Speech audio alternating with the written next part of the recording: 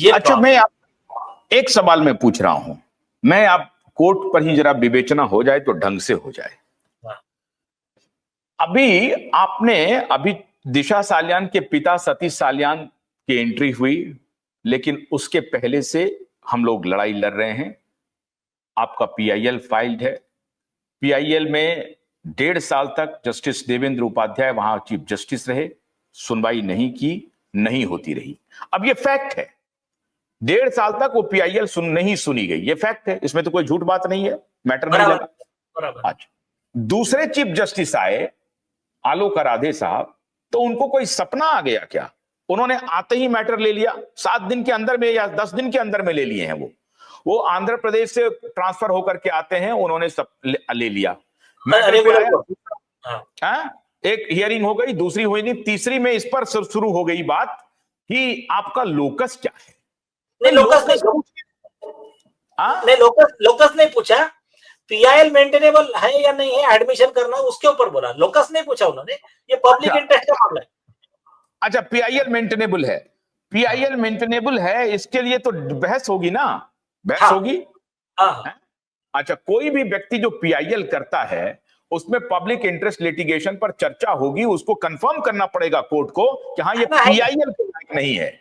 हाँ, ठीक है, ठीक है ना। लेकिन ऐसे बहुत सारे मामले आए हैं जिसमें अकेला एक पक्षीय एकांगी निर्णय ले लिया गया कि नहीं ये पीआईएल के लायक नहीं है, उठा के फेंक दिया गया है। बहुत सारे पीआईएल ऐसे आए हैं, मेरे अभी ध्यान में नहीं है, मैं अभी फौरन सुनो, मैं विटनेस हूं, बहुत ऐसी चीजें आगे बोलिए, मतलब आप बहुत चीजें हुई। तो अब ये बात है कि ये जज साहब जो हैं, ये उनको ये प्रेरोगेटिव कौन देता है? कानून ये कहता है कि नहीं, कॉमन मैन के ही तरह जज साहब को भी बिहेव करना है, वो कॉमन मैन है और कुछ नहीं है। नहीं, सुनिए, वैसा नहीं, जज को लॉ के हिसाब से काम करना है। यस, और हमने लगाया है हमारे इसमें कि जज को कोई अनलिमिटेड डिस्क्रिशन नहीं है। जज को आप डिस्क्रिशन रहता है, सपोज मेरे पास में 2 चीजें आई है, ये सही कि वो सही, तो देने का मुझे तो डिस्क्रिशन कब है? जब उसमें कोई लॉ नहीं है तब। ऑलरेडी लॉ है तो मुझे डिस्क्रिशन नहीं है। दूसरा, इस देश के कई लोगों को जज के खिलाफ क्रिमिनल प्रोसिक्यूशन का लॉ ही पता नहीं है। उसकी प्रोसीजर जिसको जानना है, हमारे इंडियन बार एसोसिएशन की वेबसाइट पे जाइए। हमने कई जजेस की कंप्लेंट की है, सैंक्शन कैसा मांगने का, कौन से केस लॉ में आज तक जजेस को कहाँ सजा हुई है। जैसा आपका दिल्ली का शमित मुखर्जी जज अरेस्ट हो गया था, जापानी समोसा चाहिए बोले उनको, मतलब वुमन वाइन मनी वो लेते थे ऑर्डर पास करने के लिए। तो ऐसे जितने केसेस हुए हैं जहां जज को डिसमिस किया जा सकता है, सस्पेंड किया जा सकता है, हाई कोर्ट जज, सुप्रीम कोर्ट जज, चीफ जस्टिस ऑफ इंडिया, इनका काम कैसा निकाल लिया जा सकता है, ये ऐसे सारी प्रोसीजर का डिटेल वहां दिया है। तो वहां पर आप लोग जाके चेक कर सकते हो। देखिए, लॉ बहुत क्लियर है। 5 जज बेंच सुप्रीम कोर्ट ने कहा कि जजेस can be prosecuted like a common man, no one is above law. Justice Nirmal Yadav के केस में भी जजमेंट में लिखा है, only because you are a high court जज you have no extra protection. कल चल के तुम यहाँ सब करप्शन करते बैठोगे क्या, तुमको छोड़ देंगे क्या? इंडिया के लॉ में ऐसा कोई प्रोटेक्शन है नहीं। प्रोसिक्यूशन होगा, सिर्फ इतना है कि वो लोगों को टेक्निक पता रहती है, सरकार ज्यादा इंटरेस्ट लेती नहीं है, और कई करप्ट ब्रदर जजेस ना दूसरे ब्रदर जजेस को बचाने में लगे रहते हैं। तो ये इसके वजह से डिले होता है, लेकिन इसका मतलब ये नहीं है कि जजेस प्रोसिक्यूट नहीं हो सकते। और आप जो कंटेम्प्ट की बात कर रहे थे, जो डरा देते हैं, तो मैंने अभी कॉन्स्टिट्यूशन बेंच का जजमेंट बता दिया। तो हमने वही केस लॉ लिखा है कि जब सुप्रीम कोर्ट का संविधान पीठ कह रहा है कि जजेस के खिलाफ का करप्शन एक्सपोज करना तुम्हारा भारतीय संविधान के आर्टिकल 51A के तहत संवैधानिक कर्तव्य है, ड्यूटी है तुम्हारी, और इसके खिलाफ जो कंटेम्प्ट करेगा उसके ऊपर कॉस्ट बैठाया जाएगा। जब ये कह रहा है तो आप उस जजमेंट के खिलाफ जाके सच बोलने वाले के खिलाफ कंटेम्प्ट निकाल रहे हो, इसका मतलब क्या है? कंसर्न जज is committing contempt of the supreme court. ऐसा इस तरह का ये लॉ है, उस एंगल से हम लड़ रहे हैं।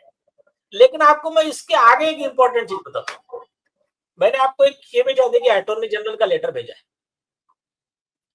आप व्हाट्सएप चेक कीजिए। हाँ मैंने देख लिया है, मैंने देखा। हाँ दिखाइए, बोलिए बोलिए। बहुत इंपॉर्टेंट मैं बताता हूँ उस पे। मेरे हम्म खिलाफ में जो मैं ऐसा बोल रहा हूँ, जजेस का करप्शन एक्सपोज होना चाहिए, कंटेम्प्ट हम्म का एप्लीकेशन दिया गया था अटॉर्नी जनरल फॉर इंडिया के पास, प्रभात को भी भेजा है। हम्म तो उसमें उन्होंने स्पेसिफिक लिखा कि ये कोई कंटेम्प्ट नहीं हो सकता, ऑलरेडी सैंक्शन रिफ्यूज कर दिया है। और हम्म वो जो है अटॉर्नी जनरल फॉर इंडिया, ये स्टैट्यूटरी अथॉरिटी है। सुप्रीम हम्म कोर्ट के चीफ जस्टिस भी जब सू मोटो कॉग्निजेंस लेने का होता है, तो हम्म तब भी पहला कंसल्टेशन करते हैं अटॉर्नी जनरल फॉर इंडिया से।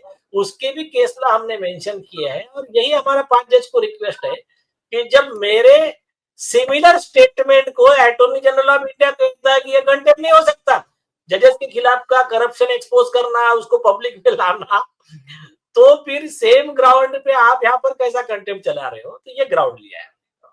अच्छा, मैं एक हाइपोथेटिकल ग्राउंड दे रहा हूं आपको, हाइपोथेटिकल ग्राउंड। भाई सुप्रीम कोर्ट में और दिल्ली में वो पीपल के जले हुए पत्ते मिल गए जज साहब के यहाँ। मैं उसे पीपल के पत्ता ट्रीट कर रहा हूं या आम का पत्ता ट्रीट कर रहा हूं। चलिए आम नोट है, का नोट। पत्ता। हाँ, ठीक। हाँ, आम का पत्ता नोट में जो है सो आग लग गया।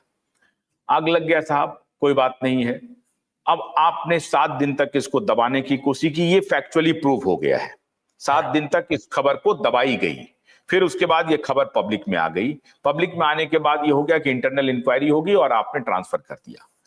अब ये जो जनता के विश्वास का जो कंटेम्प्ट हो गया, हाँ, और ये माननीय सुप्रीम कोर्ट के ही द्वारा हो गई, तो माननीय सुप्रीम कोर्ट के जब तक विश्वास बहाली नहीं होती है, तब तक देश में जितने भी कंटेम्प्ट के मामले चल रहे हैं, त्वरित प्रभाव से उसको रोक दिया जाए, क्योंकि सुप्रीम कोर्ट में आस्था लोगों की खत्म हो गई है। अब ये मेरा हाइपरबोले नहीं है, मैं जो बोल रहा हूं ये मेरा लॉजिक है। ये मेरा लॉजिक है कि जनता का भरोसा अदालत में खत्म हो गया।